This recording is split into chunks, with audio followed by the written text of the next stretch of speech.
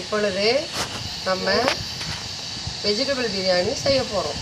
அதற்கு 7 கிலோ அரிசிக்கு தேவையான பொருள்களை வச்சு இன்றைக்கி நம்ம செய்ய போகிறோம்.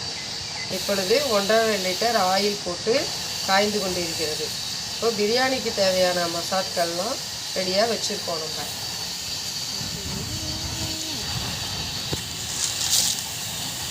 என்னென்னு சொல்லுங்க. பிரியாணி மசாலாவை போட்டுவிட்டு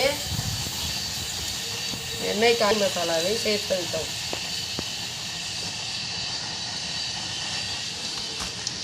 பிரியாணி மசாலா பொரிந்தவுடன் பச்சை மிளகாயும்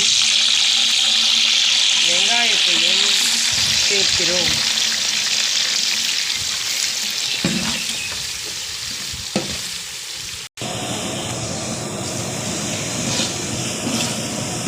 இப்பொழுது ஆனியன் நன்றாக வதங்கி கொண்டிருக்கிறது. இஞ்சி பூண்டு விழுது சேர்க்க போகிறோம்.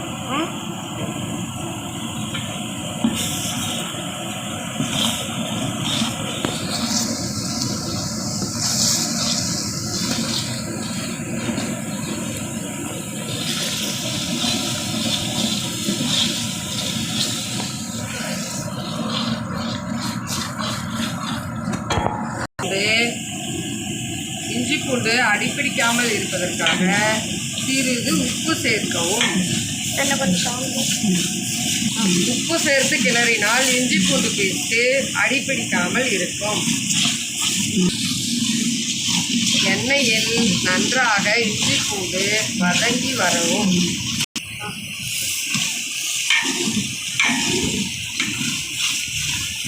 இப்பொழுது நன்றாக இஞ்சி பூண்டு விழுது வெந்து விட்டது. இப்பொழுது என்ன பண்ண வேண்டும்? புதினாவை இதனுடன் சேர்க்க வேண்டும். பிரியாணிக்கு தேவையான தக்காளியை சேர்க்கவும். பிரியாணிக்கு தேவையான மசாலாவை சேர்க்கவும்.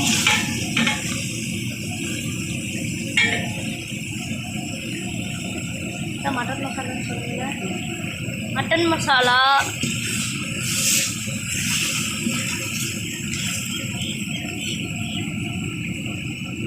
இதனுடன் மசாலாக்களை சேர்க்கவும்.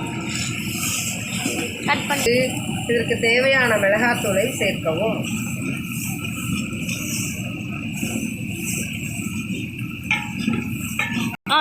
சுத்தம் செய்து கட் பண்ணி வைத்திருக்கும் காய்கறிகளை சேர்க்கவும். என்னென்னு சொல்லல.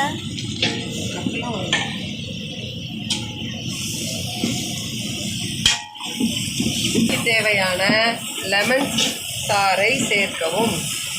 4 பழங்கள் கொண்ட சாறு. இப்பொழுது கெட்டி தயிரை சேர்க்கவும்.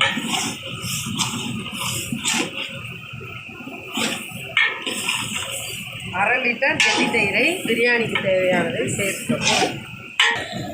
பிரியாணிக்கு தேவையான மீல் மேக்கரை சுடுதண்ணீரில் போட்டு ஊற வைத்து இதில் சேர்க்கவும்.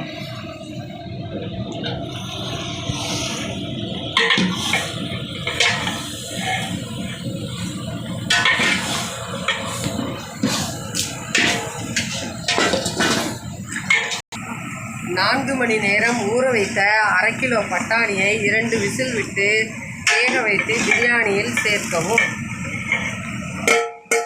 இப்பொழுது கழுவி நன்றாக கட் செய்த உருளைக்கிழங்கை சேர்க்கவும்.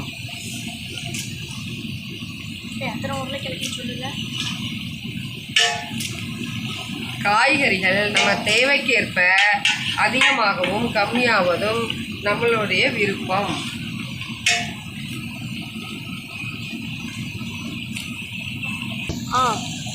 நம்மளது விருப்பத்திற்கேற்ப காய்கறிகளை அதிகமாக சேர்த்துக் கொள்ளலாம் அல்லது கம்மியாகவும் சேர்த்துக் கொள்ளலாம்.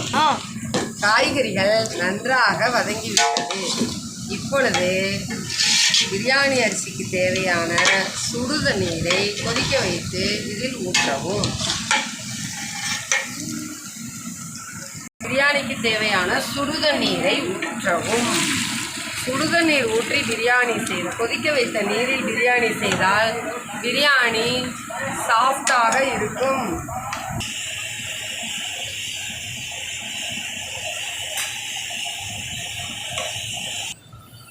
நன்றாக கொதி வந்தவுடன் பிரியாணிக்கு தேவையான அரிசியை அரை மணி நேரத்துக்கு முன்பு ஊற வைத்து கழுவி இதில் சேர்க்கவும்.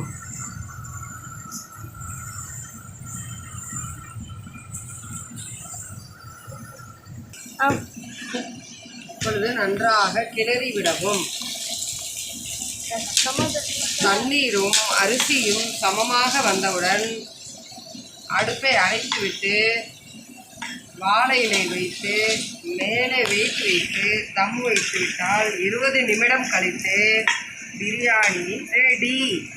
இப்பொழுது பிரியாணிக்கு தேவையான கொத்தமல்லி இலையை தூவி நன்றாக கிளறி தம் வைக்க வேண்டும். பிரியாணி மசாலா செய்வதை அடுத்த வீடியோவில் நாம் காணலாம். வாழை இலையை வைத்து தம் போடுவதால்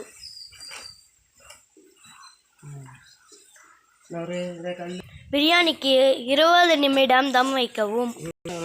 பேர் வரானுங்க ஜம்முன்னு. இப்பொழுது தம்மை எடுத்து பிரியாணியை உடைத்து பார்க்கலாம்.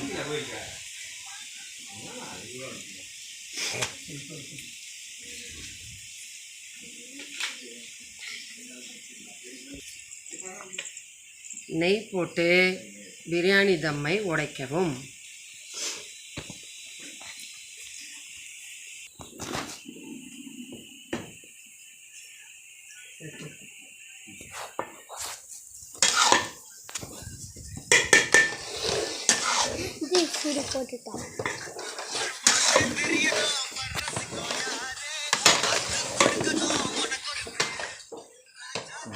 போட்டுட்டான். அருமையான பிரியாணி ரெடியாகிவிட்டது. இந்த பிரியாணி இப்போது பெரியசாமி கோயிலுக்கு பூஜைக்கு எடுத்து செல்லப்படுகிறது. எந்த ஒரு வாயில் ஊற்றி பார்க்காம சாமிக்கு செய்யப்பட்டிருக்கிறது. சுத்தமாக அருமையான ஒரு வெஜிடபிள் பிரியாணி ரெடி.